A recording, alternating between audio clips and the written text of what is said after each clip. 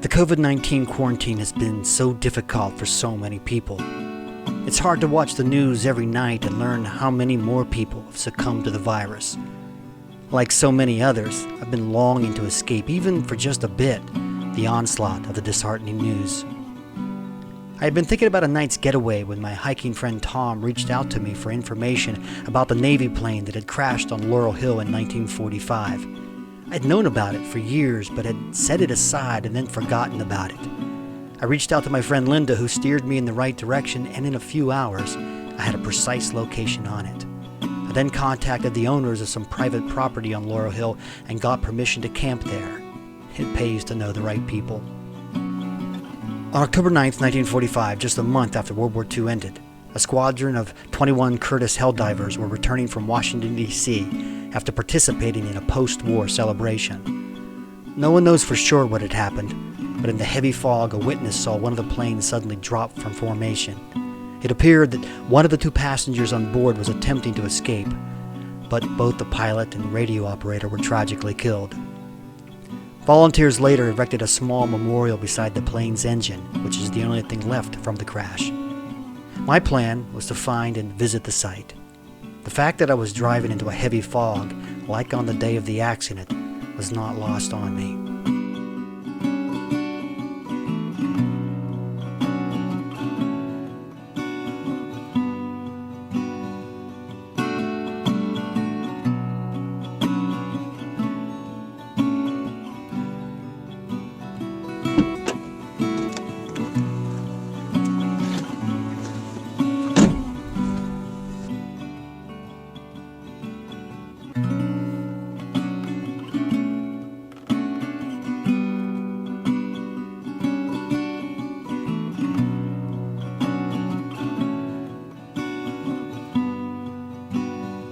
I geared up and then took off on a really short walk to my campsite.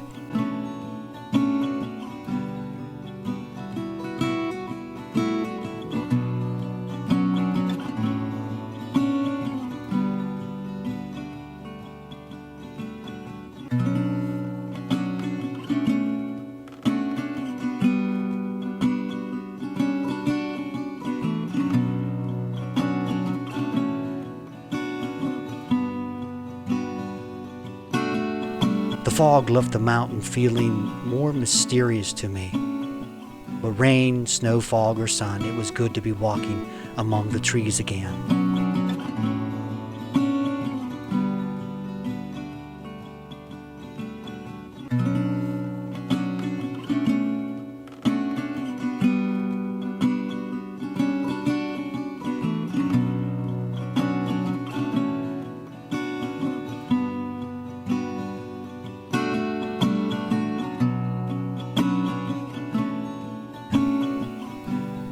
The location is remote and primitive.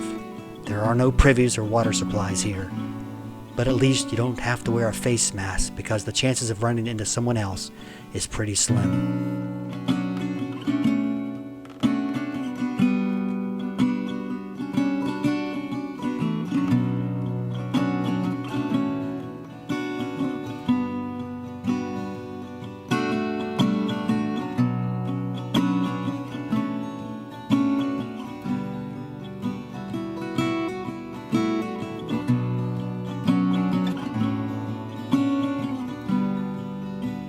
I set up my tarp and hammock.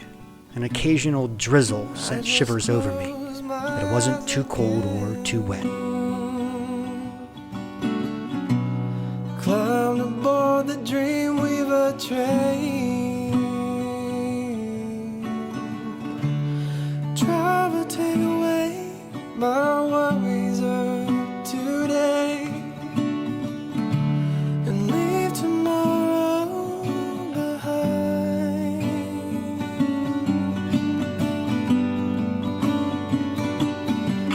Ooh, Dreamweaver, I believe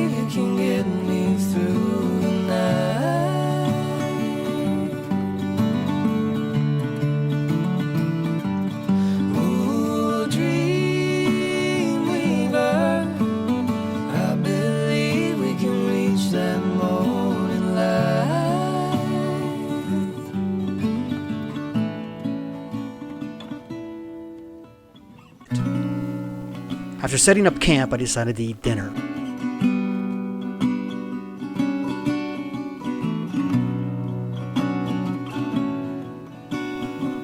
Homemade vegetable soup, dried in my own dehydrator, was on the menu. It's unbelievable how good a simple meal can taste out here.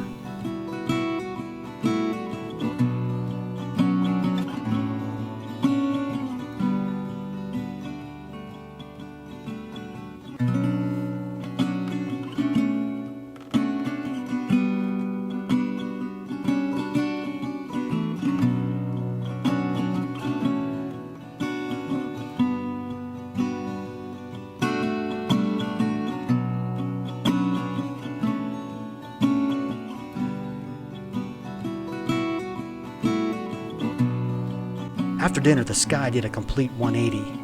The cheery blue drove the fog away. Though some darker clouds still lingered, the temperature warmed a bit, giving me the opportunity to take a nice stroll in the setting sun.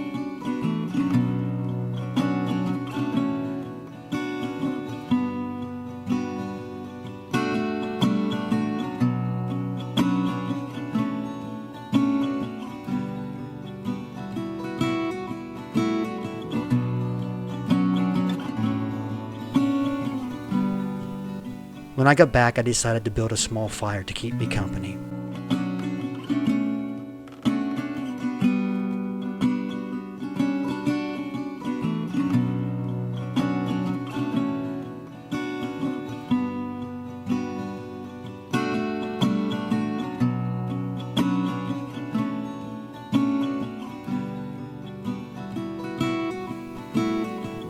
As night fell, I took the time to soak up the peace of the forest.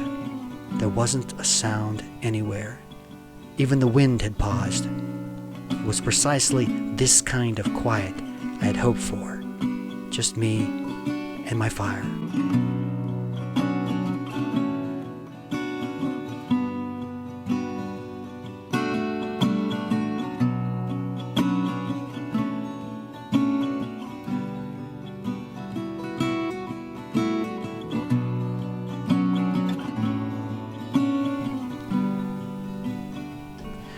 The night was perfect and unbroken in its restful embrace. As the sun lifted its face, I was awakened by some songbirds doing what their creator delights in their doing.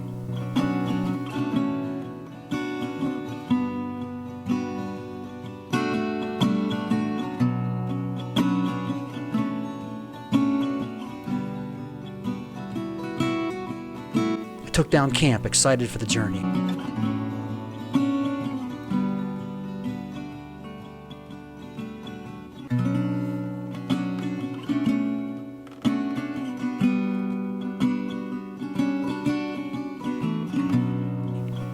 The morning sky was as perfect as one could hope for, and the temperature slowly climbed the mercury ladder.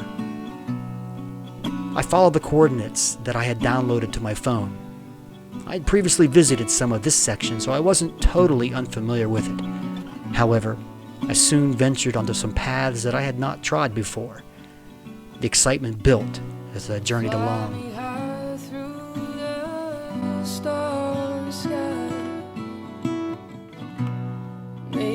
And then almost suddenly, I found it. There, nearly swallowed by the earth beneath, was the remnants of the Helldiver's engine. Its gnarled shape testified to the violence of the crash. Yet it was silent now, still, quiet, peaceful. A few yards away was a small memorial plaque cemented onto a rock with two worn American flags standing like weary guards. I was mesmerized by the artifact and couldn't take my hands off of it. The fins of the Cyclone engine could easily be seen and felt. Oh, Dreamweaver, I believe we can reach that morning light. Pieces of steel that had melted from the fiery heat were still present. And though the dawn may be coming soon,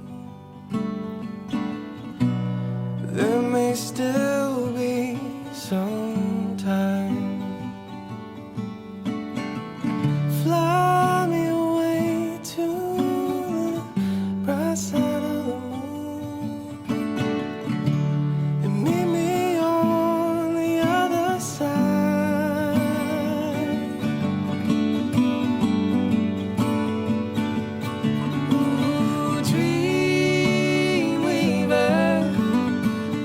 found a piece of clear glass that must have been part of the canopy. What was the last thing our pilot saw through it? It was troubling to think that the mountain that I love may appear to him a frightful thing through this glass. I believe we can reach that morning light.